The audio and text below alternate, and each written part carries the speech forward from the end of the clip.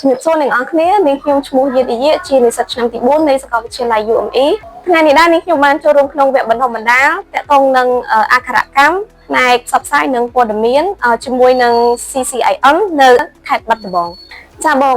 សម្រាប់វគ្គបណ្ដុះបណ្ដាលថ្ងៃហ្នឹងខ្ញុំពិតជាចាប់អារម្មណ៍ហើយខ្ញុំពិតជាត្រេកអរខ្លាំងមែនទែនដែលបានចូលរួមថ្ងៃហ្នឹងដោយសារតែ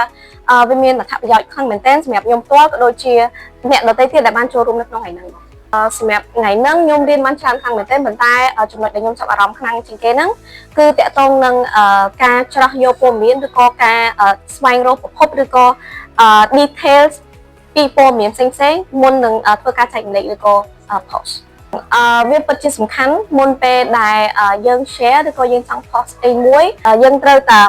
សិក្សាស្វែងយល់ពីប្រភពដើមរបស់វាឬក៏សិក្សាពី detail ពីព័ត៌មានហ្នឹងមុននឹងយើង share ដោយសារតែបើសិនជាយើងចេះតែ share យើងចេះតែ post នៅព័ត៌មានដែលវាអត់ពិតឬក៏ព័ត៌មានដែលអាចប៉ះពាល់ដល់អ្នកដទៃអញ្ចឹងទៅវាអាចទី1អាចប៉ះពាល់ដល់ខ្លួនឯងយើង share ព័ត៌មានអត់ពិតទី2អាចប៉ះពាល់ដល់អ្នកជុំវិញខ្លួនដែលប្រើប្រាស់បណ្ដាញសង្គមសម្រាប់វគ្គបណ្ដុះបណ្ដាលហ្នឹងគឺពិតជាមានសារៈសំខាន់មែនទែនសម្រាប់យុវជនសម័យ digital នេះដោយសារតែការប្រើប្រាស់បណ្ដាញសង្គមយើងដឹងស្រាប់ហើយថារាល់ថ្ងៃហ្នឹងគឺមនុស្សសឹងតែទាំងអស់គ្នាមិនថាក្មេងមិនថាចាស់គឺគាត់ប្រើប្រាស់បណ្ដាញសង្គមហ្នឹងអញ្ចឹងបើសិនជាគាត់យល់ដឹងតាក់ទងនឹងhow to control អាហ្នឹងហើយគាត់យល់ដឹងបន្ថែមពី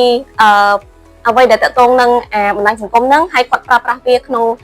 ផ្លូវវិជ្ជមានអញ្ចឹងវាអាចផ្ដល់ផលប្រយោជន៍ទៅគាត់ភាសាផ្ដាច់ប្រាំទៅកាន់យុវជនដែលប្រើប្រាស់ប្រព័ន្ធ social media មុននឹងអ្នកទាំងអស់គ្នាធ្វើការ share ឬក៏ចែករំលែកព័ត៌មានផ្សេងៗអ្នកទាំងអស់គ្នាគួរតែស្វែងយល់ពីប្រភពនៃព័ត៌មានក៏ដូចជាយល់ដឹងបន្ថែមទាក់ទងនឹងព័ត៌មានហើយត្រូវស្គាល់ឲ្យច្បាស់ថាតើព័ត៌មានហ្នឹងជាព័ត៌មានពិតឬ